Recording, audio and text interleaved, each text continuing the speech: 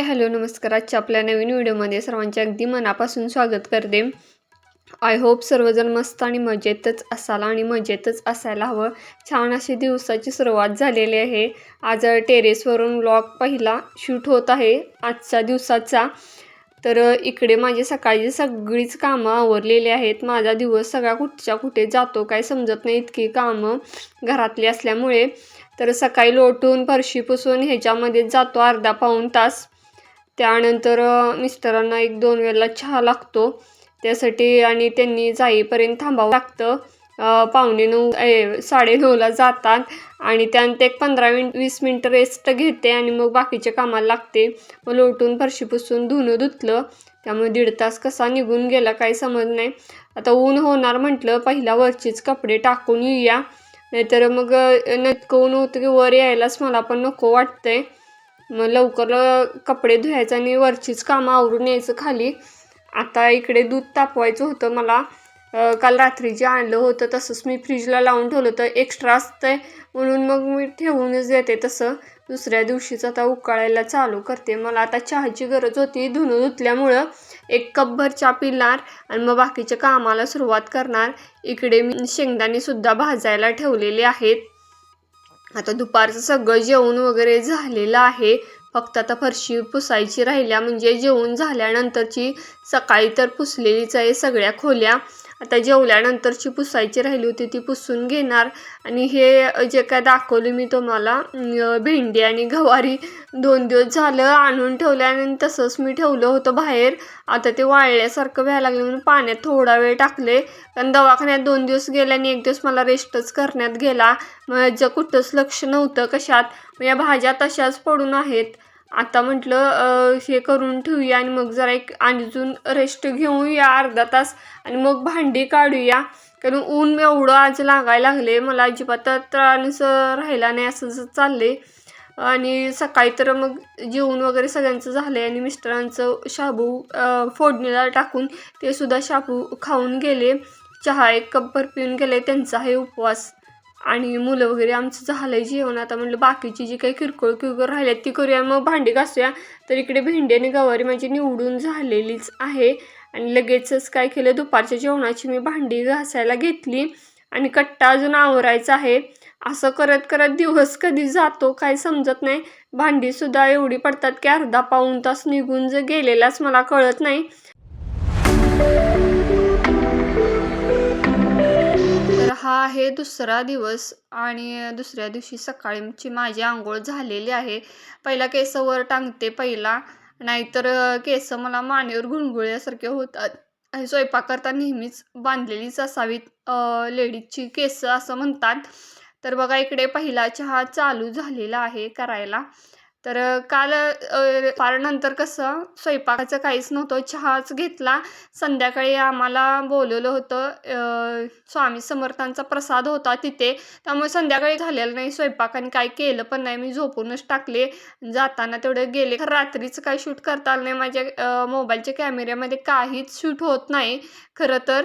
रात्रीचं काय मला माहीत नाही त्याच्यात काय प्रॉब्लेम आहे, त्यामुळे तो काय व्हिडिओ घेतलाच नाही. बघा रात्रानी खूप छान वास येत होता रात्रभर ह्या झाडाचा. जेव्हा बाहेरून आलो छान छान वास येत होता. आणि आजची फुलं ही आलेली आहेत खूप सुंदर सुंदर सुद्धा. बघा गुलाब किती सुंदर आलाय, फेंट पिंक मध्येच आहे. आणि इकडे आपली नेहमीची जास्वंदाची, अरे तुटलं खालीच पण ते फुल बघायला दाखवायला गेले आणि खाली पडलं. तर चला खालचं काय घेणार नाही, देवाला घालायला लागतात त्यासाठी. तर हे बघा हे आपलं हे शेवंताचं, पांढरा शेवंताचं आहे. खूप सुंदर दिसत होतं कुंडीतच ते. मी काढू नका म्हणते म्हणून काढलेलं नाहीत काही फुलं. थोडी थोडी काढण्यात येतील आपल्या देवासाठी, देवपूजेसाठी. तरी इकडे दोन्ही मुलांच्या आंघोळा झालेल्या आहेत. छोटा मुलगा सकाळी शाळा असल्यामुळे तो गेलाय आणि ज्याचा पेपर आहे तो आता 10ला जाईल. तो येतो 9:30-10ला आणि हा 10ला जातो. असं चाललेलं आहे पेपर असेपर्यंत. आणि मिस्टर आंघोळ करायला लागल्यात. माझं तर काय आवरलेलं आहे, अजून नाश्त्याला घालायचं आहे. म्हटलं पहिला बेडरूम आवरूया, लोटून काढूया आणि मग नाश्त्याला करूया, कारण त्यांची आंघोळ झाल्याशिवाय तर काय करता येत नाही. आंघोळ झाली की गरम गरम खातील आणि गरम खावं असं मला मनापासून वाटतं. म्हणून ते आवरेपर्यंत माझी ही क्लिनिंगची बऱ्यापैकी सकाळची कामं होऊन जातात अंघोळ होईपर्यंत. आणि इकडे लोटून सगळ्या खोल्या मी झाडून लोटून घेणार आणि ते गेले की कॉलेजला 9:30ला. मग मी फरशी पुसून धुणं धुवायला घेते. जवळपास 1 तास लागतो आणि मुलगा मग 10ला जातो. मग 10लाच काय करते, तो गेला की जो येतो त्याला नाश्ता देते आणि मग जाते. असं करत 10:30 वाजलेले काय समजत नाहीत. आणि तोपर्यंत का मी भांडी लावायची होती रात्रीची थोडीफार, ती लावून वगैरे घेते. बाकीची किरकोळ वरून कपडे आणायचे असतात, त्यांच्या घड्या घालायच्या असतात, ते करून घेते. तेवढ्यात तो छोटा मुलगा 10ला आला की त्याला 10:30 पर्यंत नाश्ता वगैरे त्याचं झालं की मग 10:30 ते 11:30 12 वगैरे वाजतील धुणं आणि फरशी व्हायला. मग ते झालं की मग मी स्वयंपाकाला घालणार, कारण स्वयंपाक लवकर तरी करून काहीच उपयोगाचं नाही, कोणी नसतं.